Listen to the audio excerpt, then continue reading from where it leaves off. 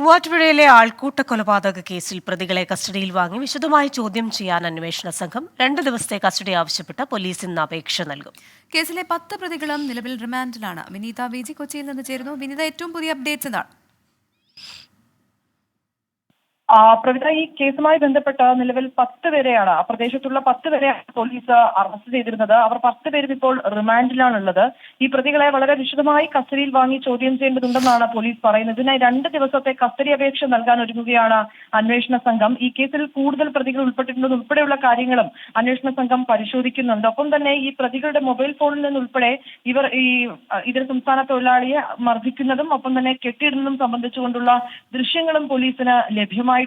ഇത് സംബന്ധിച്ച് കൂടുതൽ കാര്യങ്ങളിലേക്ക് കൂടുതൽ ഘടകങ്ങളിലേക്ക് അന്വേഷണം എത്തിക്കേണ്ടതായിട്ടുണ്ട്. കൂടുതൽ പ്രദേശവാസികൾ ഇതിൽ ഉൾപ്പെട്ടിട്ടുണ്ടോ, ആരെങ്കിലും കൂടുതൽ മർദ്ദിച്ചിട്ടുണ്ടോ ഉൾപ്പെടെയുള്ള കാര്യങ്ങൾ കൂടി അന്വേഷണ സംഘം പരിശോധിക്കുന്നുണ്ട്. ഇതുൾപ്പെടെയുള്ള കാര്യങ്ങൾക്കായാണ് ഇപ്പോൾ പ്രതികളെ വളരെ വിശദമായി ചോദ്യം ചെയ്യേണ്ടതുണ്ടെന്ന് പോലീസ് പറയുന്നത്. ഇതിനായി 2 ദിവസത്തെ കസ്റ്റഡി അപേക്ഷ നൽകാൻ ഒരുങ്ങുകയാണ് അന്വേഷണ സംഘം. ഈ മർദ്ദനത്തിൽ കൊല്ലപ്പെട്ട അരുൺദാസിന്റെ തലച്ചോറിലും ഒപ്പം തന്നെ ശ്വാസകോശത്തിലുമൊക്കെ മാരകമായിട്ട് പരിക്ക് പറ്റിയിട്ടുണ്ടായിരുന്നു. ഈ പോസ്റ്റ്മോർട്ടം റിപ്പോർട്ടിലും പറയുന്നത്.